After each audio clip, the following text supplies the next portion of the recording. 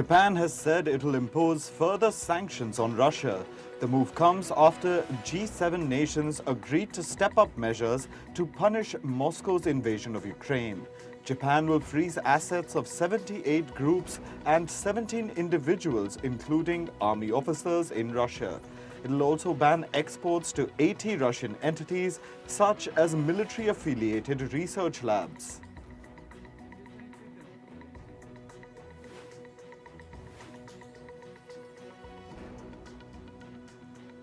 The White House has said that it has seen reports that Russia has moved ahead with plans to deploy tactical nuclear weapons in Belarus. However, the US does not see any reason to adjust its nuclear posture. Russia moved ahead with a plan to deploy tactical nuclear weapons in Belarus on Thursday. This is the Kremlin's first deployment of such bombs outside Russia since the fall of the Soviet Union. The leaders of Azerbaijan and Armenia argued openly in front of Russian President Vladimir Putin at a meeting in Moscow. The heated exchanges underlined the extent of their differences over the territory of Nagorno-Karabakh. The skirmish began after the Armenian Prime Minister raised the issue of the Lachin Corridor. The road links Armenia to the Armenian-populated enclave of Nagorno-Karabakh inside Azerbaijan.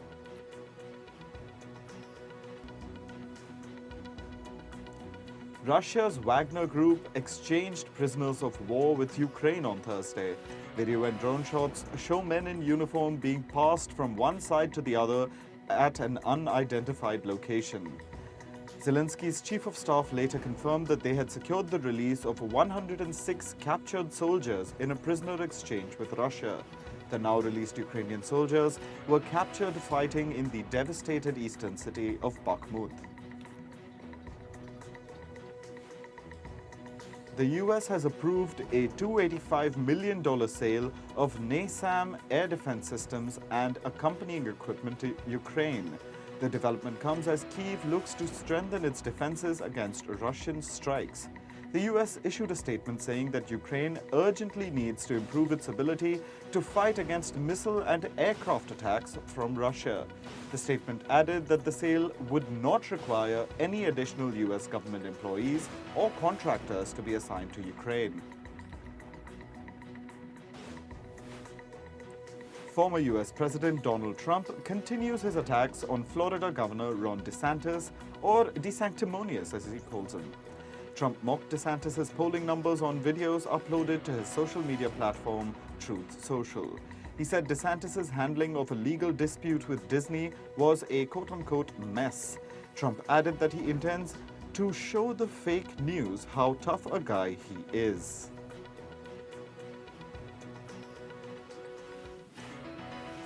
UK police have arrested a man after a car crashed into the Downing Street gates on Thursday. The Met Police has said he was held on suspicion of criminal damage and dangerous driving. However, the incident is not being treated as terror-related. No one was injured in the incident. Number 10 later confirmed that Rishi Sunak was in Downing Street at the time.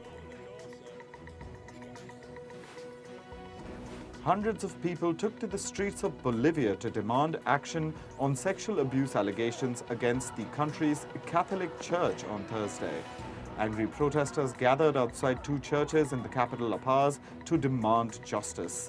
Protesters wrote the word rapist on church exteriors, while some carried placards that threatened to lynch priests found guilty of abuse. Since April, around 200 people have come forward to say they suffered abuse in religious-run schools in Bolivia. Japanese police have arrested a 31-year-old for suspected murder. This after 4 people were killed in a shooting in central Japan's Nakano City. The suspect is the son of the head of the Nakano City Council, which is in the Nagano Prefecture.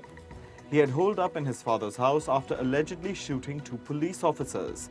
The officers had arrived at a crime scene in response to a report that a woman had been stabbed.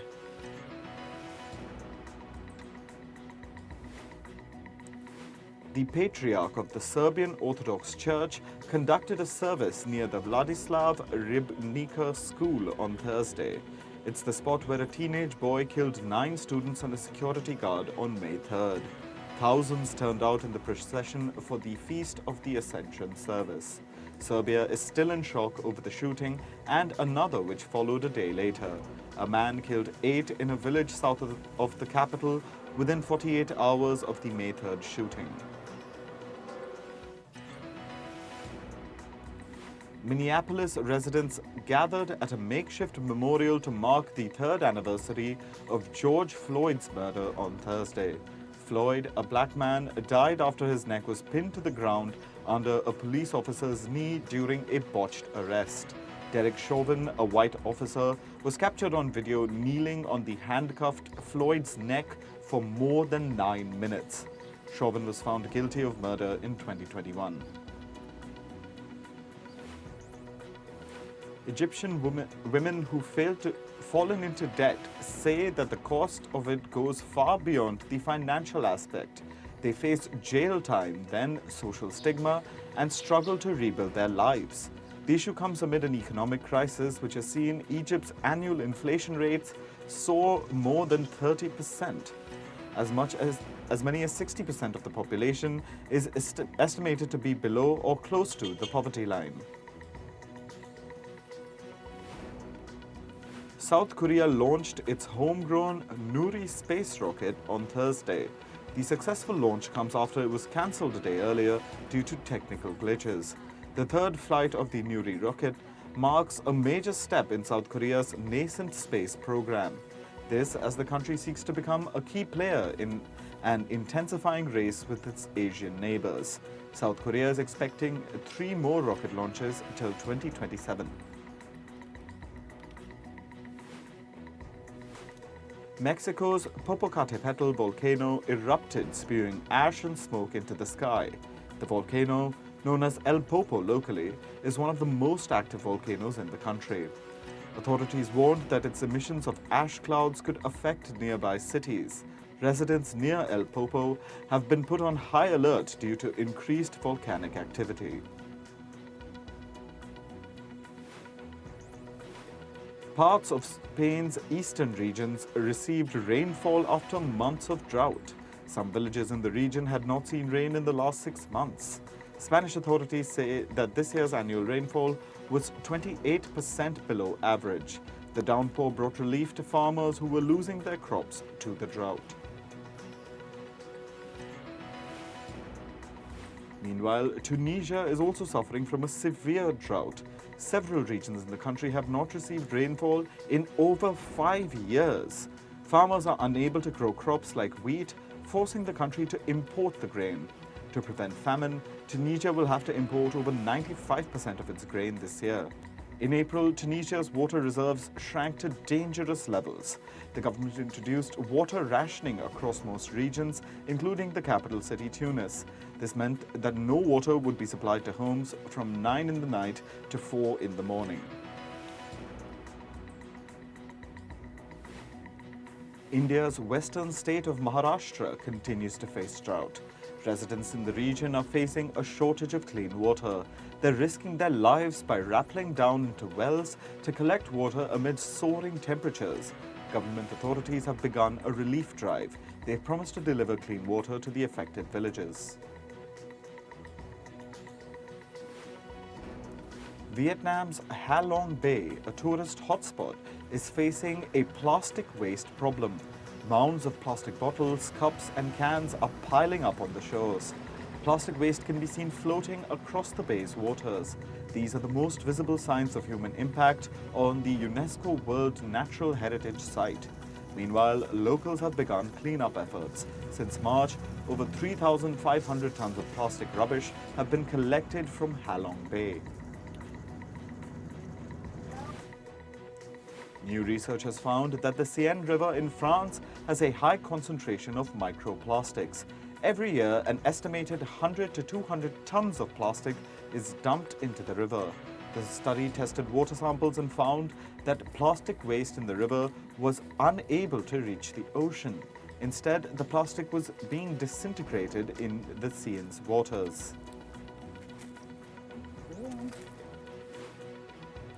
Activists from the group Just Stop Oil disrupted the UK's Chelsea Flower Show. 3 protesters threw powdered paint onto the flowers. The activists say they were protesting against the government's plan to give licenses to over 100 new gas and oil projects in the UK. Visitors at the flower show tried to stop the activists and called for security. Authorities detained the protesters and registered a case of trespassing against them. US President Joe Biden and House Speaker Kevin McCarthy are closing in on a deal over the country's debt limit. It would raise the US government's debt ceiling for 2 years. The deal would see an increase in discretionary spending on the military and veterans. Meanwhile, it'll hold back non-defense discretionary spending. However, the deal is not yet final, even though the US stands just a week away from breaching its debt limit. Reports suggest that JP Morgan will slash nearly 1,000 roles in First Republic Bank. It'll account for about 15% of the latter's workforce. Employees who'll be laid off will receive pay and benefits for 60 days. They'll also receive packages with additional lump sum payments. JP Morgan says it's assisting the employees with finding new roles within or outside the company. This comes after JP Morgan took over First Republic Bank earlier this month.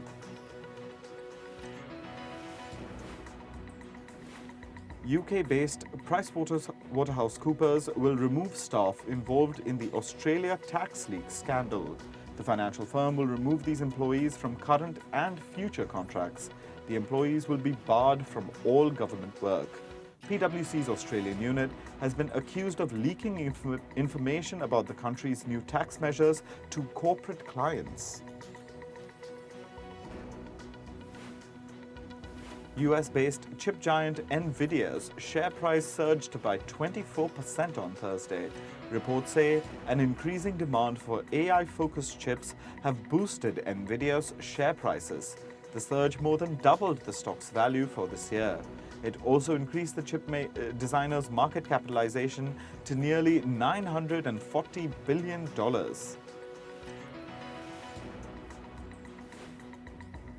According to reports, Japanese and US ministers are due to meet and issue a joint statement.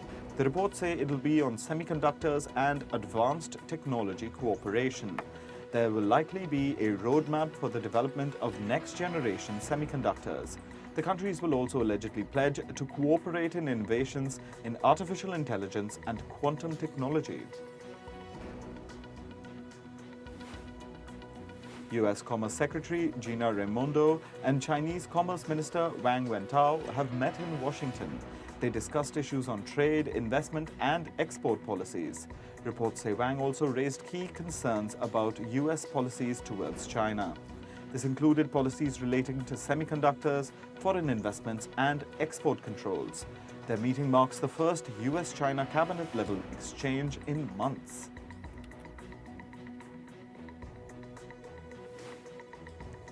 US-based Ford Motor has signed a deal with Tesla.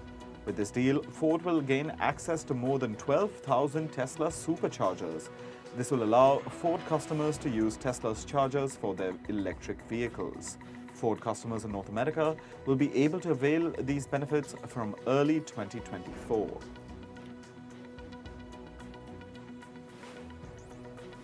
The US health regulator has approved Elon Musk's Neuralink to launch its first in-human clinical trials. Neuralink aims to develop chips that can be implanted in people's brains. The company says this will help in the treatment of neurological disorders. Earlier, the US health regulator had pointed out several concerns related to Neuralink. This included the possibility of the implants negatively impacting the user's brain. Officials from the Group of 7 nations will meet next week. The ministers will meet to discuss problems posed by artificial intelligence tools like ChatGPT. They'll consider issues such as intellectual property protection and disinformation. The governance of AI technology will also be a key point of their discussions. A 22-year-old student from Stanford University has designed an eyepiece. Brian Chiang says that the eyepiece uses AI to provide, quote-unquote, charisma on demand. The eyepiece can apparently make people better at flirting or job interviews. Chiang vouches that the eyepiece generally amplifies users' personalities.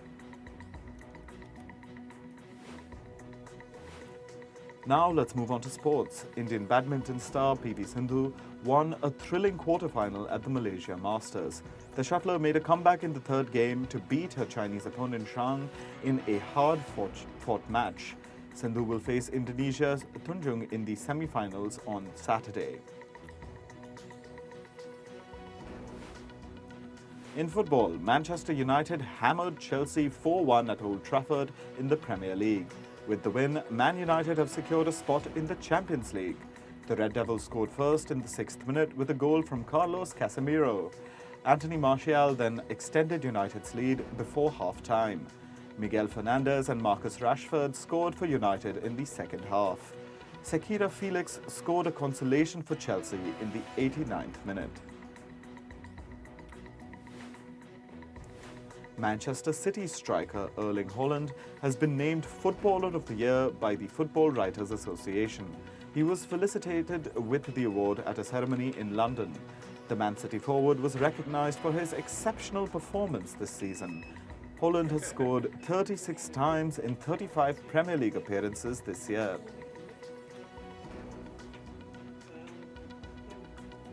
Borussia Dortmund face FSV Mainz in the Bundesliga title decider on Sunday.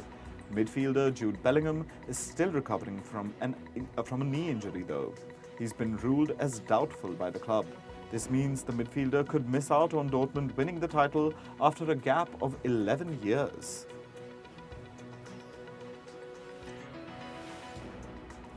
In tennis, Nicolas Jarry stunned two-time defending champion Casper Ruud in the quarterfinals of the Geneva Open.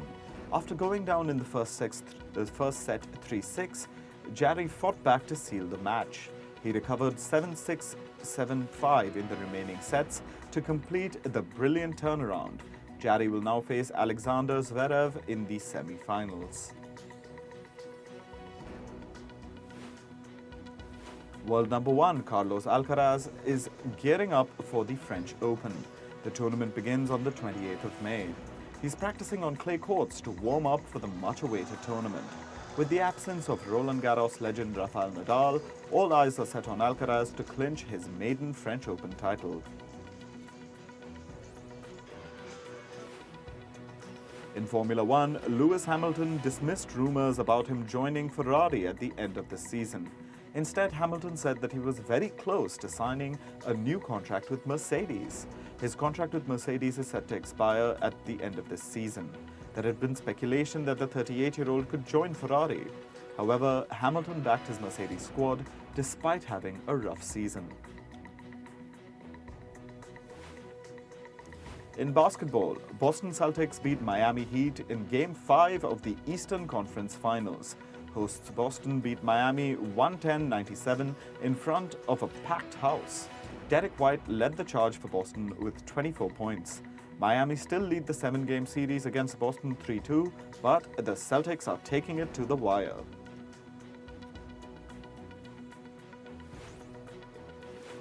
A jersey worn by basketball star Michael Jordan has fetched over $3 million at an online auction.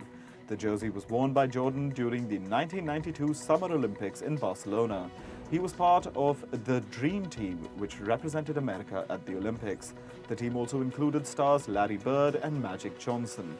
The legendary US team went on to win the gold medal in basketball at the 1992 Olympics.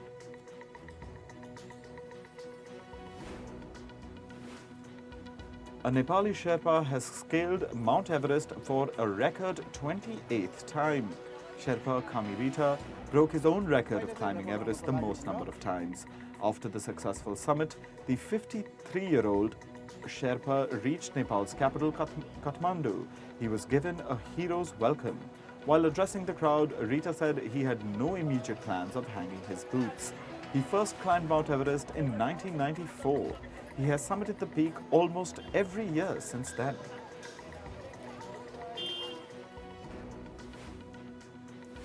Now, moving on to entertainment, action film franchise Kill Bill is set to get a remastered 4K edition.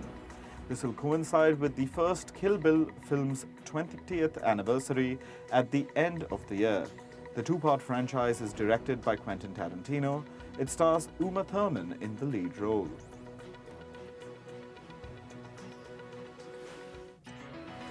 Actor Colin Farrell has become the latest one to join the Writers Guild of America strike. He picketed with the striking writers outside media giant Paramount's office at New York's Times Square. Farrell said that writers are everything. He was joined by actors Danny Strong and Michael Kelly, among others. The WGA strike is currently in its 4th week.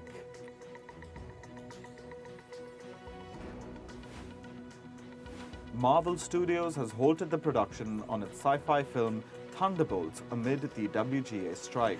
This is the second Marvel film to be affected by the writers' strike. Marvel had earlier pushed pause on its other film franchise, Blade. The studio also had to stop filming the TV series Wonder Man.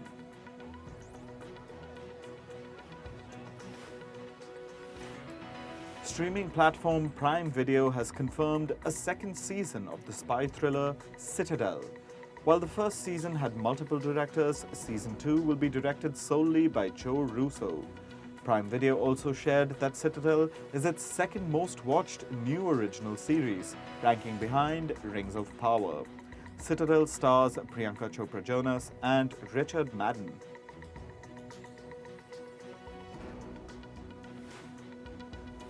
Docu-comedy series How To with Wilson will come to an end with season 3. The third season will release on streaming platforms on the 28th of July. The show was filmed on the streets of New York. The Slice of Life show gave advice to New Yorkers on topics like how to work out, how to find public restrooms, and more.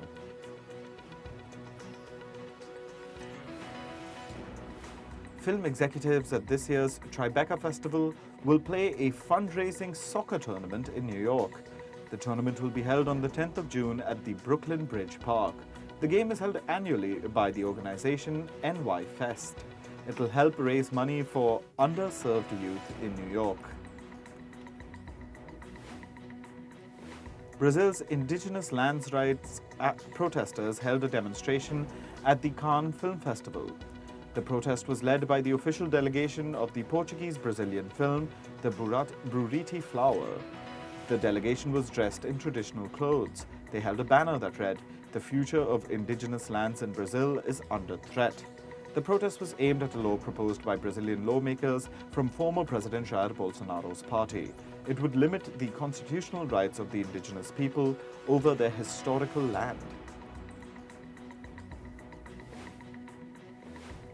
K-pop band Black Swan have released the music video for their new song Karma from the album titled That Karma.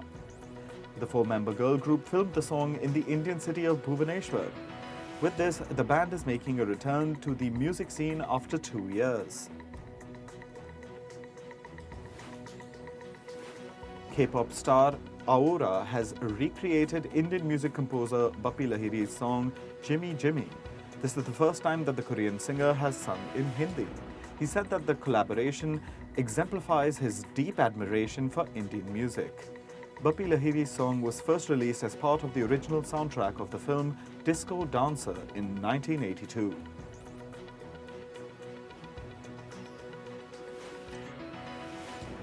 A sandwich in the state of New Jersey in the US has been named in honor of singer Taylor Swift. The governor declared the Taylor Swift ham, egg and cheese as the official state sandwich of New Jersey. This comes just days before Swift's Eras music tour goes to New Jersey this weekend.